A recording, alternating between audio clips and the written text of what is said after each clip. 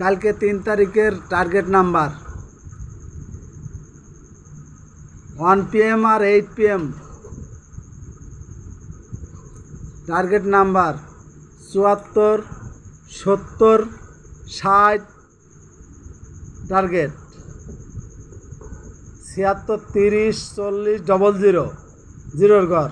Target 97, 00, 20, 80। Target number 39, 20, 50, 90। Target number.